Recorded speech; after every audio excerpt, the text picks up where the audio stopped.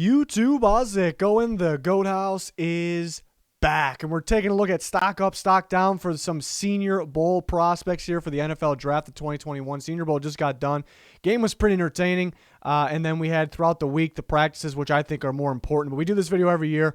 Mainly going to take a look at the big winners and where their stock has gone, what round they were before the Senior Bowl, and where their stock is at now. At the end, I'll give you my extra thoughts, bonus thoughts, and then some guys that stock went down, some guys that their stock went slightly up. So a lot to go over here. Hopefully you guys enjoy the video. Plenty of NFL draft coverage. We have a recent mock draft on the channel. New one's going to come soon. All kinds of free agency content, so check that out. We got plenty more to come, so hope you can join us for that. Subscribe. Follow that Twitter, absolute must follow if you're an NFL fan. Check out that Sided app. See down below me there. There's a link in the description and comments for that. You can win Amazon gift cards by talking football. There's the Twitter. We were talking throughout the Senior Bowl. We do this for any football game and any breaking news. We break it down. Any draft coverage, we got it on the Twitter. So check it out. But the first big winner here is Mac Jones, who didn't even play in the game because he had a tweaked ankle. Just didn't want to risk it. Made sense. It sounded like he really wanted to play. But he had a phenomenal days of practice, and the practice portion more important in my opinion. Really how you can boost your stock, but just throwing with phenomenal accuracy. And you see how smart he is. He's a knowledgeable quarterback. And that's kind of what we thought at Alabama. That on top of his, I guess his reactions and intangibles as well. But just understanding, learning new plays, the playbook, and being able to adapt, pretty much on the fly. So you just heard rave reports about Mac Jones all week. And before it was kind of mid to late first, people were talking. I kind of been saying for a while he's going to go a lot earlier than most people think. Now I think we're ready to about call him a top 15 lock, and he might have been there already. I don't know if this Senior Bowl really changed that, but I guess for the media, maybe it changed it a little bit. There's teams that'll like him. It wouldn't surprise me if he was the fourth quarterback taken. I think most people think Trey Lance will be taken ahead of him right now, but it would not shock me if a team had him over Trey Lance, and it's very possible. So, and there's some potential landing spots, teams that have the opportunity to get him. A lot of those teams, the Saints met with him. They would have to trade up. Colts probably would have to trade up, but they may just sit put. And if he's there, he's there. They take him. I think if he's there for the Bears, I definitely think they take him. And Washington kind of in that range with the Bears as well. But I think what could surprise people, really, we need to get to the point where it shouldn't surprise people. But yeah, if a team like the Broncos or a team like the Lions even took him that early, it doesn't really. To me, it doesn't really feel like it's that early for Mac Jones, but just the way the media and fans have, kind of talked about him, I don't like that. People just think because he's an Alabama quarterback, Alabama quarterbacks don't work out. There's really not a whole bunch of logic behind that. He's a smart quarterback and has improved every step of the way. The way he played this year was better than, not saying he's better than Tua, but it was better than Tua played. So, just an all-around balanced quarterback, very smart and accurate. So that's a big stock up there. Another one, quarterback, the MVP of the game of the Senior Bowl, Texas A&M's quarterback, Calman, which I've been hyping up Calman for a bit too, because 2 years ago, his first year as a full-time starter, I love Calman. Like, this guy's a future first-round pick. And then last season, not this past season, but his second season as a full-time starter, really disappointed me. I kind of went cold on that. And this year, as the year went on, I started to kind of get back into the Calman, maybe thinking second round. And I like that he has experience in a college-style offense, but now with Jimbo Fisher in his pro-style offense, I like his mobility as well. He's a very underrated runner, pretty good on the run. He has those wow moments. You see he has the arm strength, the ball velocity. He has all the traits, all the tools. He has it. It's just about putting it together. And I thought he'd put it together as the game went on in the Senior Bowl. He had a pretty good week of practice as well, but in the game, he started off where, he has a damn good back shoulder throw. He had a downfield ball that was great. It actually went incomplete because of a great play by a defender. But he had those big moments, and then he had where he's a little off target. He read the coverage wrong. So plays like that, in big moments, third, fourth down, a little off target again, read the coverage wrong. It's like, God, the highs are so high, the lows are so low. Can this guy stay consistent and figure it out? In the entire second half, it was pure consistency, and you see the tools that he has and just the throws he's been able to make on the fly, on the run, fitting it in tight windows. So he's got the talent in him. And you talk about Justin Herbert. I'm not really going to compare him to Justin Herbert. Justin Herbert's got more talent, but it was about just getting the full tools out of Justin Herbert consistently, and that's kind of what it is with Calman. He has those set there. So, I was still kind of in the late second range, maybe early third before the Senior Bowl. So maybe not a whole bunch of movement, but he might have locked himself in the second round. Some of those teams, you see some of those teams down there, if the Falcons pass on a quarterback in the first, the Panthers pass on. So that's why those teams are up there. And some of the other, all these teams for the most part. I like the way he'd fit in maybe a Shanahan offense. If they don't end up trading for Stafford or they're just trying to find the guy of the future and they're looking for a good backup, that made sense to me. A team like the Rams, though, I think, if they're still with Goff, they can't make a trade. I think this is a guy that they would really like. I think he can kind of bring what Goff brings plus the athleticism and more big play ability. So Calman, I could see as a guy that they'll bring in for some competition there. So, yeah, around that second round pick, realistic. So big day for him. Started off a little slow. He even said that in his post game, interview there, but he really tore it up there at the end and deserving for the MVP. Justin Herbert won the MVP last year. Moving on to a running back, Michael Carter, North Carolina running back. We didn't get to see Javonte Williams, obviously, but he's going to be a top 3 back in the draft. Michael Carter should be a top 5 back in the draft from North Carolina. A little shiftier as well, has his speed. Could improve and eventually be that guy that catches the ball out of the backfield or downfield, and that's what really shows at the NFL level. And maybe why he could be better at the NFL level even. But yeah, probably around a 4th round before Senior Bowl and probably a 3rd round pick now. Yeah, the teams might be just feel more comfortable with taking him around that range than taking a running back in the 1st or 2nd round. Just an all-around back, and you don't have to spend a high pick on him. But he was explosive today. Really the only running back that was explosive today. I'm kind of a Kylen Hill fan. Didn't see a whole bunch of him today. But, yeah, Michael Carter is really the only one that could break anything. And sometimes we see, just even decent running backs, they'll eventually break something. But Michael Carter was really the only guy that can do that. And he was breaking tackles. You see him got some help from an offensive lineman pushing him in the end zone. But you see the strength he has. So he's a combination of pretty much everything. The knock on him, which was early in the Senior Bowl practice, was pass protection. Pass blocking drills, struggled a bit. So is he going to be on the field every single down because of that? That's kind of the flaw. And you see some teams that are most likely, some teams that could use a starting running back, but most likely he's going to be that number 2 behind the number 1 that isn't an every single down back, so a rotation guy that's going to be playing a lot, so that's why you kind of throw him in there with some of these teams. I even thought, I thought that made sense that, like the Packers, if they lose Aaron Jones and they lose Jamal Williams, Michael Carter and A.J. Dillon actually made a lot of sense. The Broncos could lose Phillip Lindsay, Melvin Gordon, Michael Carter makes a lot of sense. The Texans probably cut Duke Johnson, David Johnson, Michael Carter makes a lot of sense. So those teams really stood out to me. And the kind of same thing goes, pair that guy with James Robinson, maybe with the Jacksonville Jaguars. They got a ton of picks, so it's realistic. So that made sense there. Michael Carter, big stock up there. Shouldn't get out of day 2, I would assume, but it possibly could still go 4th round, but that'd be a really good pick.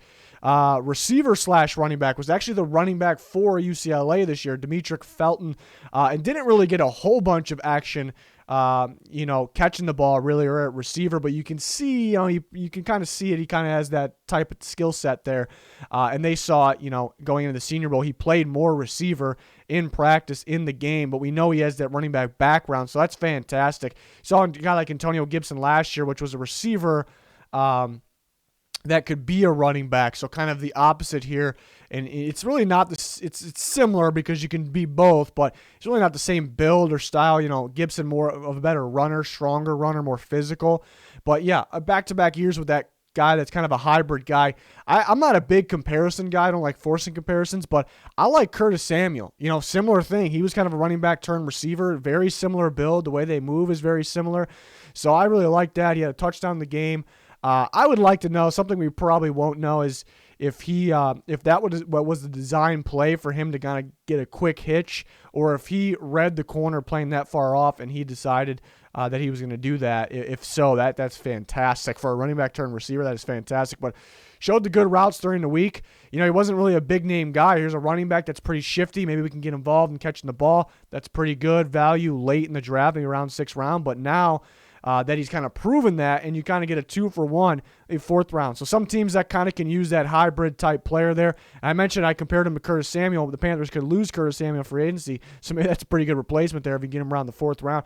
I wouldn't rule out third round, but I'd say around fourth. But yeah, this is one of those guys that they just really want these days. So maybe somebody ends up like, I gotta have this guy, and they take him. It happens all the time. So yeah, that's definitely a big winner there. A couple more receivers. Tylen Wallace from Oklahoma State. We didn't get to see in the game, but practice. He looked like the smoothest, I guess is the best way to put it, receiver, just natural. And it happens a lot with these Big 12 receivers. They kind of stick them in one spot, and they don't do a whole.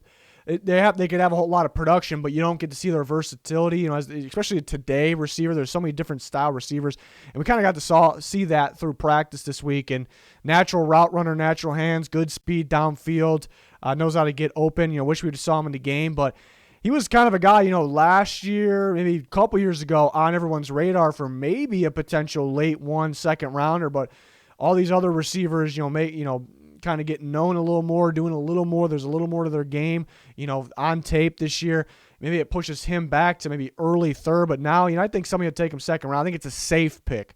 I think it's an extremely safe pick, which that was kind of the question before, because is he only just a go deep on one side of the ball type guy, what Oklahoma State showed? So maybe it was kind of known as a risky guy, but I think he makes it known as more of a safe guy. And there's some teams that could grab a receiver around that range. Maybe some teams maybe could take a receiver a lot earlier, but I also could see as a fit, could see him on Arizona. That was one. Could see him there. Could see him kind of, if the Titans lose Corey Davis, so those teams are kind of maybe a little bit bold, but I kind of just get the feeling there on those fits as well. But there's a lot of teams.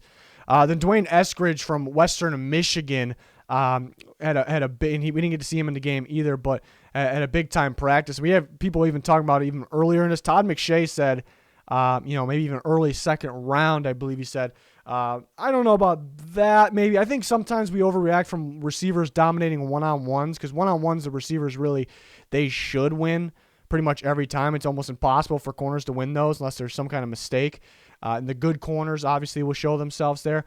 But yeah, really good route runner, big playability. Hasn't had a whole bunch of production in his career, but really stood out this year. So definitely a guy I got to dive into the tape a little more, because he wasn't a huge name, but people were talking about that. Yeah, the NFL was a little higher on him, and he could have went in that mid round. So boosted himself up to the third round. Potentially could go second round. Some other receiver needy teams around the day two parts of the draft there. But yeah, Eskridge is a kind of a big name now after the Senior Bowl.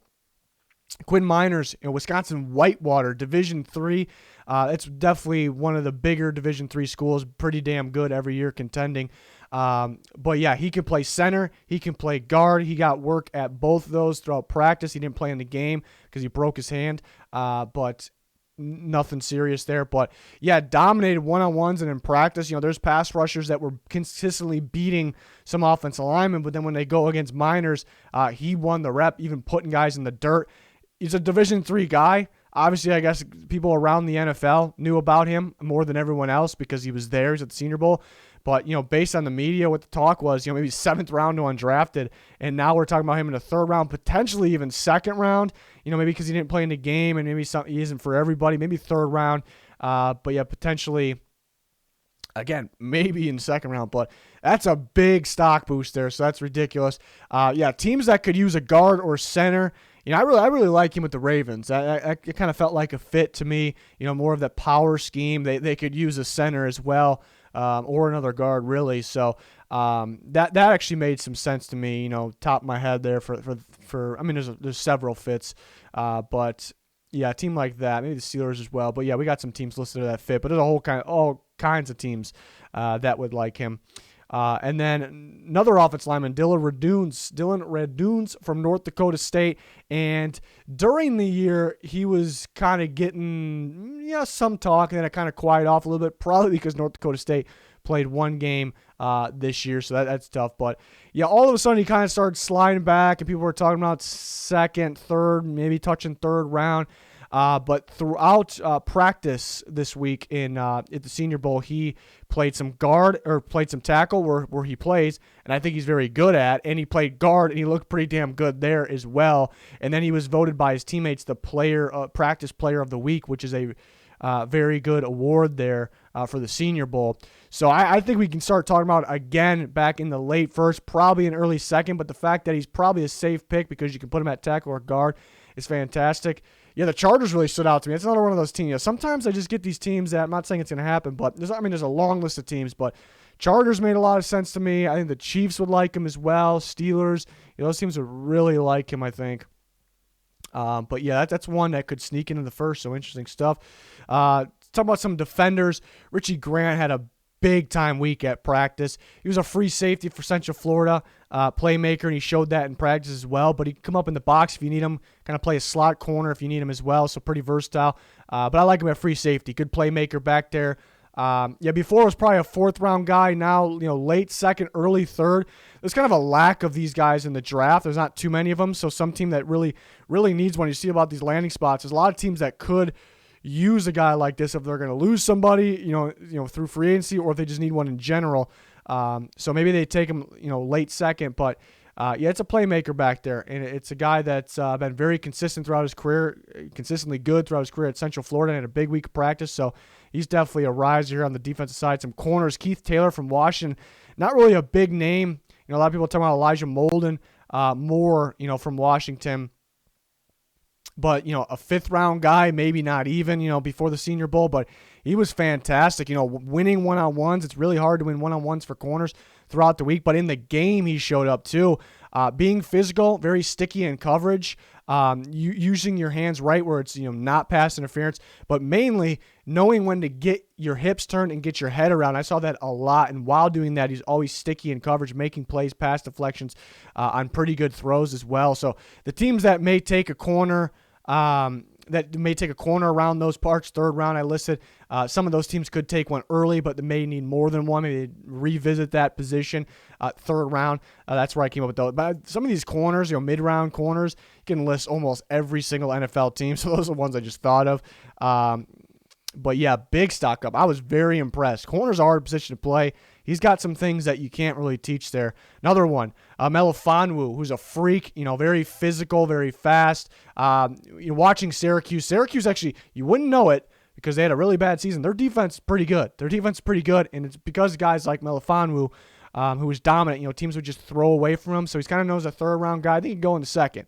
I think he can go in the second there. He looks like a natural as well, just everything about him, physical, very athletic, knows how to attack the ball when needed. I don't know if it's going to get a long list of interceptions or production, but he'll be, get a good amount of pass breakups, I think. So could have made himself a second-round pick. So some more of those corner-needy teams that could take one a little earlier. But yeah, a freakish corner there that showed out in practice in the game. So definitely got to watch out for. Let's just talk about some more of my thoughts. I got to move myself here. More of my thoughts and some slight stock movement. These guys aren't major stock movement. Jamie Newman ended up going down. It's kind of a roller coaster ride throughout the throughout the practice week or throughout the Senior Bowl week in general, because he started day one in practice a little sloppy, and then he picked it up. He's making these downfield wow throws that make you get out of your seat. And, some of these big-time quarterbacks in the NFL, those are throws that those guys are kind of making. So it stands out. And then he kind of kept that going. And the later, last day of practice, threw some interceptions in scrimmage. So he kind of went back down a little bit, but it still kind of felt neutral. He's kind of inconsistent. He's all over the place, but with that strong arm and traits, kind of, maybe needed to knock the rust off. Maybe we can work with him a little bit. There's some upside. So it's kind of stock neutral. The game was pretty rough, though. For some reason, out of all the quarterbacks, he had no really help from his offensive line. The offensive line that he was with, or I guess the pass rushers he was going against, they were constantly getting after him. So he was constantly under pressure. But at the same time, a lot of it was on him. And you could see the way the quarterbacks handle pressure and the offensive line adjustments. He wasn't as good at it. It felt like the plays were just slow developing kind of because of him. He took too much time to kind of go through the progressions, go through every option, and just getting the ball out. It wasn't coming out early enough. Even on a running play, like he took forever to kind of just get the handoff off. So it seemed kind of slow. Maybe that's a rust thing, but he went through the practice and we kind of thought that. So The pocket presence wasn't there. So overall, he becomes more of a risk than he already was. So I think his stock goes down. We were talking about second round for him, maybe third or fourth, but some team might take a shot at him, and sit him behind. I kind of like a team like the Chiefs, sit him behind Mahomes, and you potentially could. And you see how important a backup is. Henny had to come in against the Browns, but and then you could potentially flip him and turn him into a valuable piece. So that's something that comes to mind. Ian Book, quarterback, Notre Dame. Nothing major stock down. He's probably sitting around that 5th round anyways.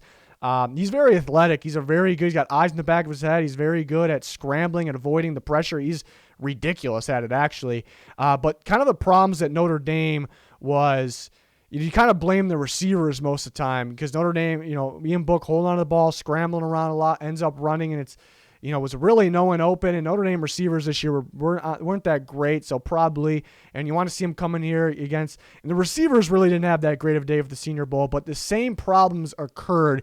I think somebody has to be wide open for him to make want to attempt to throw. Like, he's not really going to throw some crazy ball on the run. He doesn't really want to, and his downfield ball isn't that great either, so he didn't really help himself with that kind of question mark. That was the big question mark. So go out there in a different scenario here and fix that or show that you're better in that. And he didn't really do that. So it's not major stock down, but I just expected more.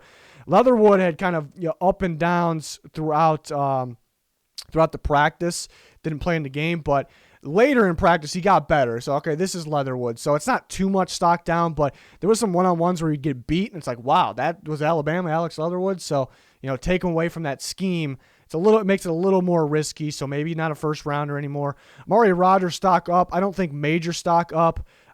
He's very talented with the ball in his hands. I think he's a slot receiver, though. Is he something when he's outside of the slot? He is, but I think, you need a team that needs a slot receiver, needs to plug him in there, and he can do wonders there. But, yeah, so it's kind of strict maybe to that situation. So slight stock up. Kenny Yeboah, slight stock up because he didn't do a whole bunch, but I like the idea of him. I like his build. He had a pretty big-time catch. Kind of a tight end, go over the middle of the field. Kind of reminded me of Jared Cook in a way.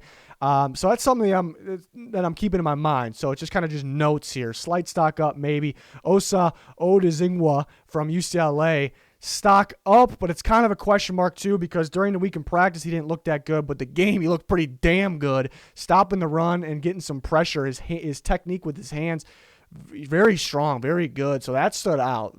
He was dominant in the game, but practice was not so good really at all. Jabril Cox, LSU linebacker, stock up. It's just probably maybe your Jeremiah Owusu-Koramoah for the later or the mid rounds perhaps. Very good in coverage, and he almost can play like a nickel, kind of like Owusu-Koramoah. Other than that, I don't know if you can compare the two just because how good they are in coverage for linebacker.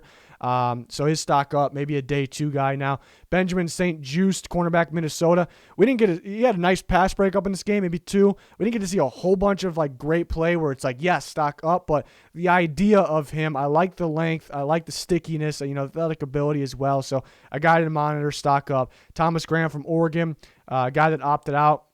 He was very good in one-on-ones this week. Saw a little of him in the game. So another guy, slight stock up. And Janarius Robinson, slight stock up. He had a really nice spin move for a sack. And I liked him at Florida State too. This guy's I think he's a defensive end in either scheme. Freaky build dude, freaky dude. And if he's got that kind of movement, I think this is the ultimate upside guy. If you get him in the right place, right defensive mind, right scheme, he's got a lot of upside. So that kind of stood out to me a little bit. And then 2 guys that are stock neutral. Why would you put them on here if they're stock neutral? I got some thoughts with these guys. Patrick Jones during the week, who is Pittsburgh's pass rusher, had some late first round talk, but yeah, we all kind of knew probably second round. Very productive. And we knew, he's pretty strong, got a good inside move, stuff we knew already. Going into practice and one-on-ones and some drills, I don't know what he was doing. It didn't look right. He was jumping, on some reps, really, and you don't see that. And that's stuff that kind of sticks in your mind, that's not good. That's not good. But so it was almost like maybe stock down, based on practice. It really was. And then you get in the game and you see, how good he is, with those inside moves and getting pressure, getting after the quarterback pretty consistently. He's kind of a game guy. Get him on the field, a game time guy. So it kind of offsets stock neutral, but I definitely want to talk about that because some things stick in your mind. But he when he gets on the field, he plays. And Carlos Basham, edge rusher from Wake Forest. Some people are talking about stock up because of practice. And, yeah, he had a pretty good week of practice, but it's mainly people are saying that because he's an edge rusher that they moved inside. They want to take a look at him inside. He looked pretty good, maybe like a 3 technique defensive tackle position. Looked pretty good there. And that's good that he's versatile. But sometimes with those guys, teams like, what do we do with him? And you try to make him something he's not, and he's pretty good at both. I think he can make one or the other work. You got to stick him in the right spot. So I'm not going to overreact from that. That's good to know, versatility. I mean, he had very good production at Wake Forest. I like him. He has a chance to go late one, kind of in the Patrick Jones situation. Probably a second-round guy, just like Patrick Jones. But yeah, so I just wanted to bring those guys up there. But yeah, a lot of guys to talk about. There's probably even more to talk about. We'll have updated mock drafts, updated, everything draft-wise, everything this offseason. We got you covered more than anybody for all of that. So yeah, we'll keep you updated on these things, especially on our Twitter. So make sure you follow that. And then we'll have free agency coverage as well, like we already do. So please smash the like button, subscribe, turn notifications on. But that is going to do it for this one. Thanks everyone for watching. Goodbye.